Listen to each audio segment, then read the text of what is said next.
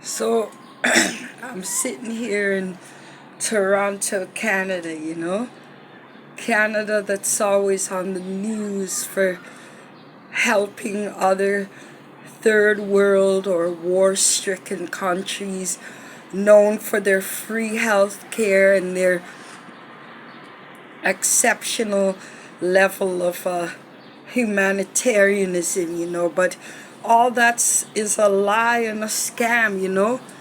I have proof now that my 26-year-old black son was taken into the hospital because he was found sleeping in somebody's front yard. The hospital was aware that he has a history of schizophrenia and psychosis. They found him in a wet jacket, a pair of shorts, and wounds to his feet. So his feet were already wounded upon his arrival. Now I'm just wondering how his feet got wounded. In my theory, the police hurt my son and he was taken to the hospital, and to cover everything up because he's just, to them, he was just some black guy who no one gave a care about, so they cut off his feet. I took a picture of the paperwork that they didn't think I would ever get my hands on, but God does work in mysterious ways. Everybody says, call the media. I would get in touch with the media, but let me tell you something about the media. If my son murdered somebody or shot somebody or got caught doing a robbery, there'd be no problem scattering him all over the news. It doesn't make sense to say, as a black woman, that you could call upon black activists in the city of Toronto. I don't even know who the black activists are. The last one I knew was Dudley Law. So let me tell you all the things that the Canadian system has done to me. First, they took away 5 of my children, including the newborn. They returned 4 and kept 1, Joshua. They put him up for adoption, changed his name, and told him every day that his mother didn't want him. It's on paper. Even though I went to court every day to fight, I lost that fight because I'm overweight, I'm black, I'm mouthy, so they find fancy words and then blend it up with their legal jargon as a cause to take away my son and place him with 2 alcoholics. 2 alcoholics who got into a bitter divorce battle, divorced. My son was left with the man who was molesting him since he was 4 years old. Now we're going to fast forward.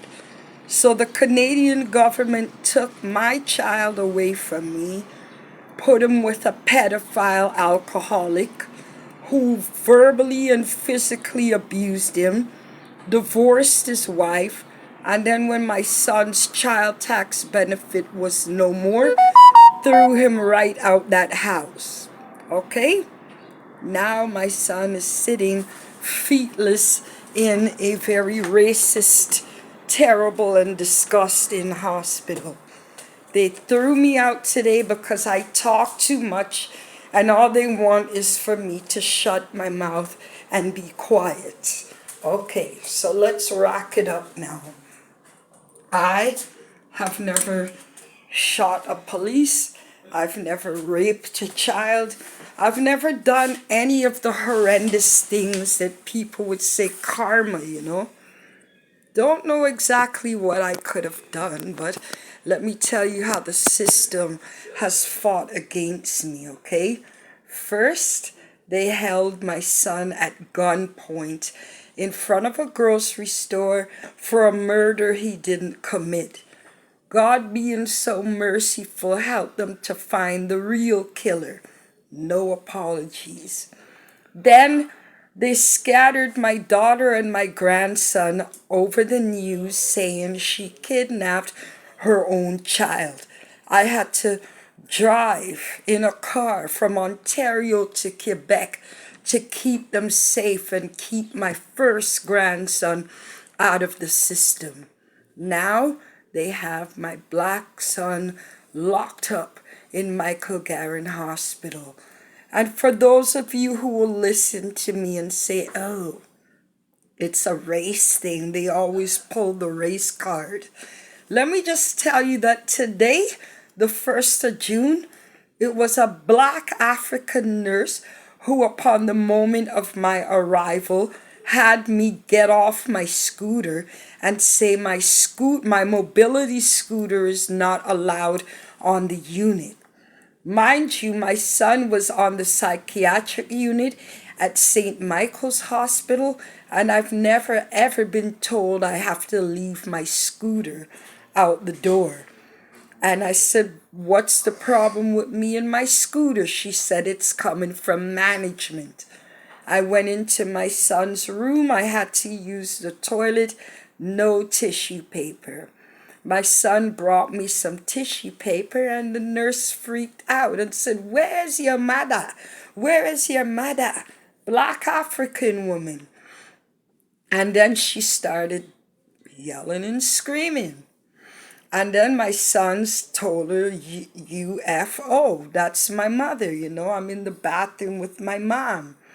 And she said, of course, with abusing her authority, oh, are you screaming at me because your mother is here? Well, I'll tell her to leave. And she told her colleagues to call security. We didn't hit anybody. We didn't use profanity, nothing. All of a sudden, these very nasty behaving security came and banned me from the hospital completely because of videos like this.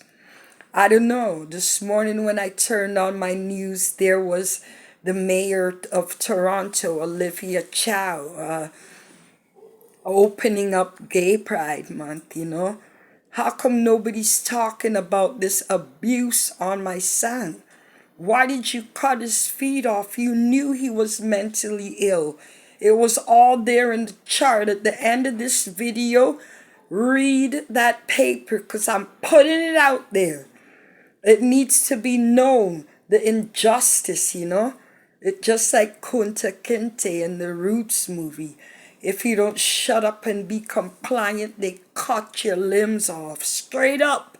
And yes, this is Canada. We always blame racism on the US. I want to tell you it's worse here, because here they buried more than 2,000 and odd little native children. It ain't just about black and us pulling the race card, like I said.